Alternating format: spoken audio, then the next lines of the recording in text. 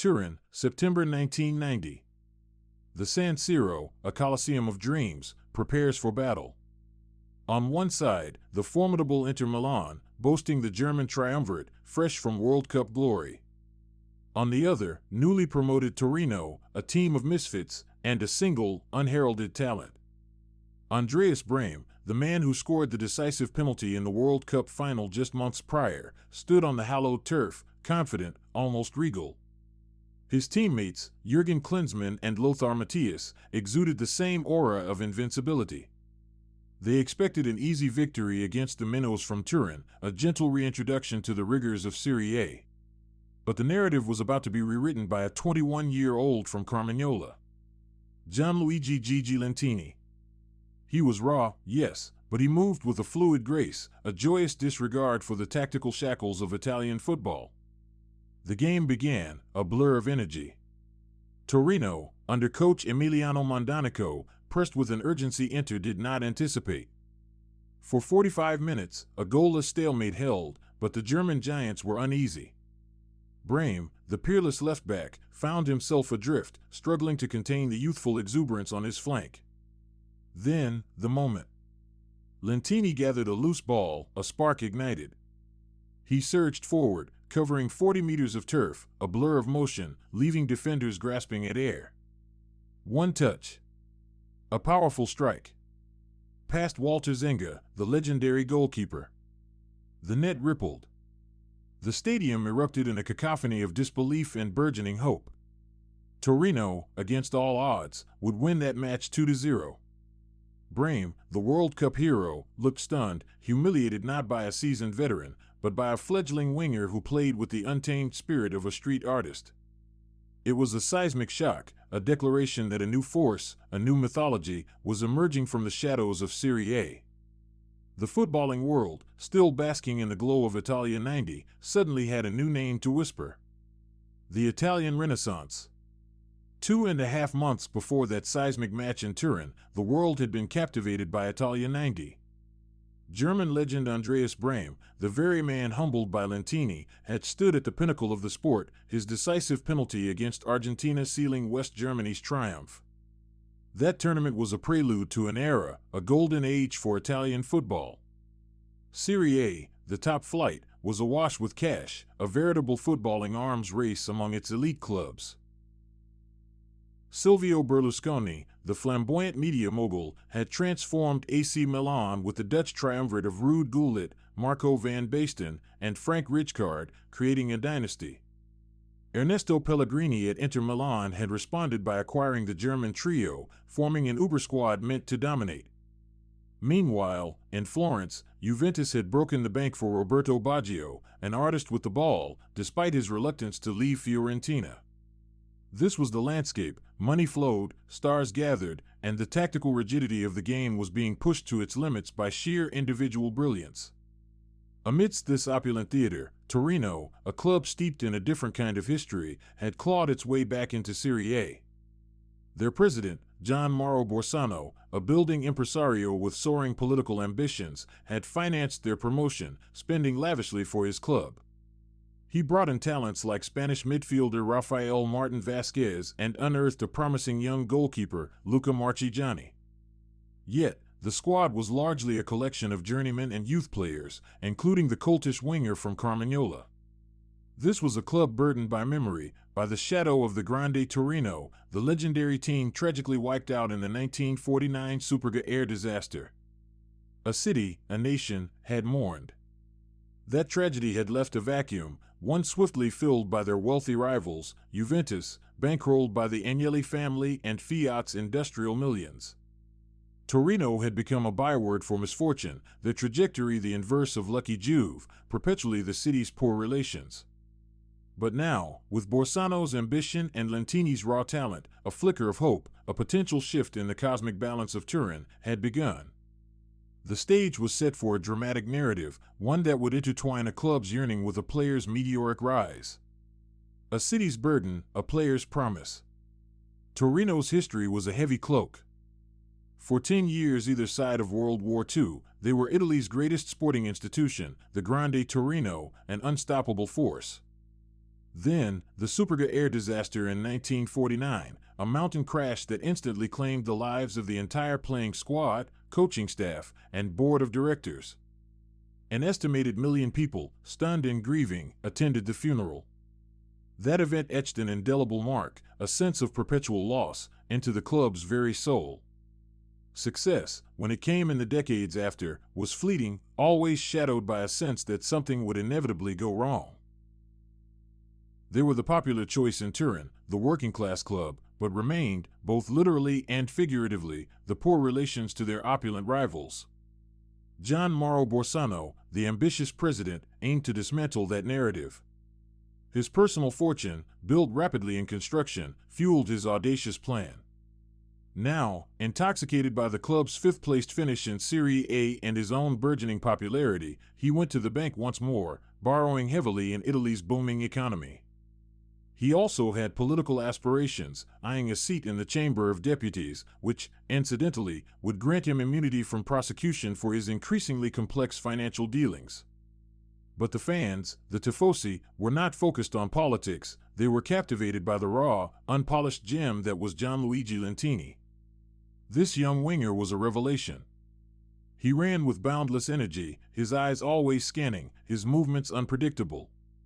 Lentini could beat defenders with a trick, with sheer pace, on either flank, his right foot lethal, his left more than passable. Physically, he was developing into a formidable specimen, but it was his style that truly captured hearts. In an era of highly strategic, fundamentally defensive Italian football, where entertainment often bowed to stolid pragmatism, Lentini was a joyous antidote. He seemed riotously talented, almost uncoached, playing with a freedom that defied the tactical rigidity and discipline of the national game. He was a footballing romantic's dream, a symbol of what Italian football could be, unshackled and vibrant. His emergence had given a long-suffering city something tangible to believe in, a promise that the curse might finally be broken, that the Granata could once again challenge the established order. The Granata Resurgence! With Lentini as their catalyst, Torino was not merely surviving in Serie A, they were thriving. The initial shock of their victory over Inter Milan had propelled them forward, fueling a season that defied all expectations. In January, the newly promoted side faced league leaders Sampdoria, who would eventually become champions. Sampdoria boasted an outrageously talented front two in Roberto Mancini and Gianluca Vialli. Torino, decimated by injuries, arrived as underdogs, yet they produced a defensive masterclass, soaking up pressure. Then, Lentini. He dismantled Sampdoria on the break, a whirlwind of speed and skill. He was, quite simply, unplayable. His surging runs and incisive passes created opportunities where none seemed to exist, and young striker Giorgio Bresciani was the chief beneficiary, scoring 2 goals that propelled Torino to a famous victory. This wasn't just a win, it was a statement. The following month, Lentini's undeniable talent earned him his debut for the Italian national side, a recognition of his meteoric rise. In April, the Granata secured another monumental victory, winning their first Turin derby in 7 long years against Juventus.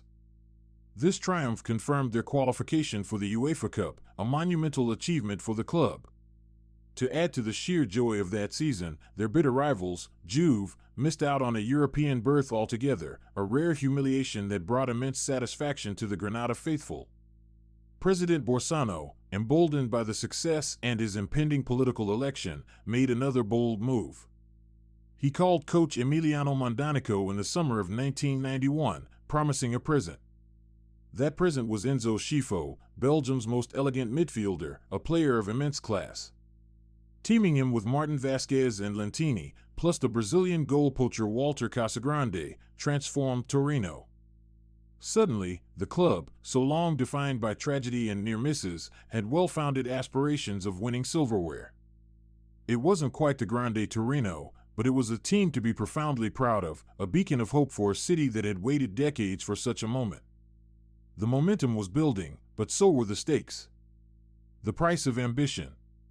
The 1991-92 season saw Torino continue their ascent, finishing third in Serie A testament to Mondonico's tactical acumen and the individual brilliance of players like Lentini, Schifo, and Casagrande. While Silvio Berlusconi's AC Milan proved untouchable that season, Torino had firmly established themselves among the established powers. Their form, and more importantly, their key players, began to attract significant attention from Europe's giants. Yet, beneath the surface of this remarkable success, unsettling rumors began to circulate about President Borsano's increasingly precarious financial situation. His ambitious spending, fueled by massive loans, was starting to catch up with him. Such whispers were commonplace in the opaque world of Italian football, a constant backdrop of tittle-tattle and speculation. But Borsano, ever the bullish impresario, dismissed them, publicly declaring that Lentini, who was living his boyhood dream and contracted until June 1995, was absolutely not for sale. The club, he insisted, had far more pressing matters at hand, matters of glory that eclipsed mere financial concerns. On April 1, 1992, Torino faced Real Madrid in the UEFA Cup semi-final first leg at the legendary Bernabeu. They came from behind, scoring a crucial away goal, though ultimately losing 2-1. That away goal, however, offered a glimmer of hope for the return leg in Turin. 4 days later, as Italy went to the polls for a general election, Torino once again walloped Juventus in the derby, a victory that fueled the city's pride and secured Borsano's election to the Chamber of Deputies. For those old enough to remember the Grande Torino, a quiet apprehension settled in. This unprecedented run of success felt almost too good to be true, a fragile dream that could shatter at any moment. The club was flying high, but the financial clouds gathering around its president and the increasing spotlight on their star player hinted at an inevitable collision of ambition and reality. The price of such rapid ascent, it seemed, was often paid in ways unforeseen, and the coming weeks would test the very fabric of the club's resurgence. The transfer whispers, once easily dismissed, were growing louder, more insistent, threatening to drown out the cheers of success. The world was watching, and the fate of the Granada's brightest star hung precariously in the balance. A battle for a soul. The UEFA Cup semi-final return leg against Real Madrid was an epic. Torino, propelled by a fervent home crowd, overturned the deficit, winning 2-0 to advance to the final. It was a moment of pure ecstasy, a vindication of Borsano's ambition and Mondonico's fearless tactics. The dream of silverware, of breaking the decades-long curse, was tantalizingly close. The final itself, against Dutch giants Ajax, was a grueling affair. After 2 legs, the score remained 2-2, leading to a penalty shootout. In a cruel twist of fate, Torino lost. The dream, so vibrant, so close, slipped away. A familiar feeling of what if settled over the city, a reminder of their historical misfortune. But the season's triumphs had cemented Gianluigi Lentini's status as one of Europe's most coveted players. The rumors of Borsano's financial woes, once whispers, now screamed. He needed money, and the jewel in Torino's crown was his most valuable asset. The battle for Lentini's signature quickly escalated into an unprecedented transfer saga. Juventus, always lurking, made a strong play, but it was AC Milan, under Silvio Berlusconi, who ultimately triumphed. The fee was staggering, a reported £13 million. In the summer of 1992, this made Gianluigi Lentini the most expensive footballer in the world. The transfer was a hammer blow to the Granada faithful. It wasn't just a player, it was the soul of their resurgence, snatched away by the richer, more powerful clubs. The emotional betrayal ran deep. Borsano, despite his election to Parliament, was vilified. He had sold their dream, sold their prodigy, for cold, hard cash. Lentini, just 23, was thrust into the spotlight, not just as a footballer, but as a symbol of football's accelerating commercialization, a harbinger of the modern game's insatiable appetite for talent. He was leaving his boyhood club, the place where he had become a legend, for the glitz and glamour of Milan, and a place among the world's elite.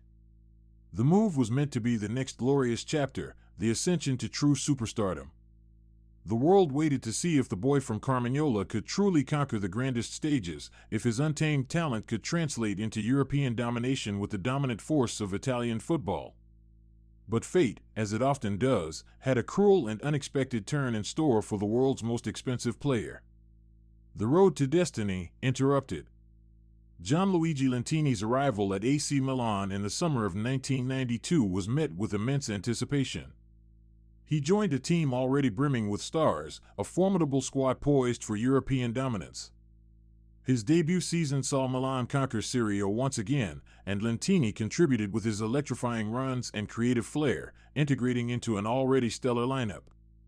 The move, despite the heartbreak it caused in Turin, seemed to be fulfilling its promise. He was on the cusp of truly cementing his place among the world's elite, his unique style a vibrant counterpoint to Milan's tactical precision. Then, on August 2, 1993, the world stopped. Lentini was driving his cherished Ferrari 348, returning from a preseason friendly in Genoa, heading towards Turin. It was late, around 3:30 a.m. He was reportedly on his way to meet his girlfriend. On the A4 motorway, near Asti, a tire burst at high speed. The car spun wildly, careened off the road, flipped multiple times, and burst into flames. Local residents, alerted by the crash, pulled Lentini from the burning wreckage. He was alive, but barely. His body was covered in severe burns, and he had sustained a fractured skull and massive head injuries. For days, he lay in a coma, his life hanging by a thread. The football world held its breath. When he eventually awoke, the trauma was profound. He suffered from amnesia, unable to recall the accident or even many details of his burgeoning career. The physical wounds were severe, but the mental and neurological damage was far more insidious, far more devastating. The player who had once moved with such fluid grace, whose mind had processed the game with such intuitive brilliance, was now battling for basic cognition. It was a cruel, shocking twist of fate, an abrupt and violent interruption to a destiny that seemed so clear, so bright. The whispers of his potential, the dreams of what he could achieve, were suddenly replaced by a chilling silence, a profound sense of loss. The most expensive player in the world, the symbol of a new era, had been irrevocably altered, his path diverted onto a terrifyingly different course. The road to superstardom had ended in a fiery wreck, leaving behind only questions and the haunting echo of what might have been. The echo of what might have been. Gianluigi Lentini did return to football. Against all odds, he stepped back onto the pitch for AC Milan, a testament to his incredible will and the dedication of his medical team. But it was not the same Gianluigi Lentini. The explosive pace, the unpredictable acceleration, the dazzling dribbling that had made him the world's most expensive player, they were gone. The head injuries had affected his spatial awareness, his decision-making, his very essence as a footballer. He tried, with every fiber of his being, to recapture the magic, but the spark, the untamed joy, had been extinguished. He made a handful of appearances for Milan over 2 more seasons, a ghost of his former self, before moving on to other clubs like Atlanta and Cosenza, slowly fading from the dazzling heights he had once occupied. His career continued for another decade in the lower leagues, a quiet, almost melancholic coda to a symphony that had promised so much more. The accident had robbed him, and the football world, of what could have been. He was meant to be a generational talent, a legend, a symbol of Italian flair and an era of tactical masters. Instead, he became a poignant what-if, a cautionary tale whispered in the annals of football history. His record-breaking transfer fee was soon eclipsed by others, but the tragic circumstances of his downfall left a deeper mark than any financial figure. Lentini's story is a profound reminder of the fragility of even the most extraordinary talent, of how quickly destiny can be altered by a single, unforeseen moment. It speaks to the human cost beneath the glamour of sport, the vulnerability of the athletes we idolize. He embodied the audacious dreams of a newly promoted club, the raw, uncoached brilliance that defied convention, and the immense pressure of being the world's most expensive player. His rise was a beacon of hope, his fall a stark, tragic lesson. This journey, from the dusty pitches of Carmagnola to the pinnacles of Serie A and then, irrevocably, to the quiet struggle of recovery, resonates still. It is a story of potential realized, then tragically lost, leaving behind the enduring echo of a star that burned so brightly, only to be extinguished too soon. We are left to wonder, in the quiet of the night, about the untold chapters of his career and the player he was destined to be. Gianluigi Lentini's story reminds us that even the most spectacular talents are vulnerable to the whims of fate. It's a quiet testament to resilience and a poignant question mark in the mythology of the beautiful game. May his journey remind us to cherish every moment, for tomorrow is never promised. Good night.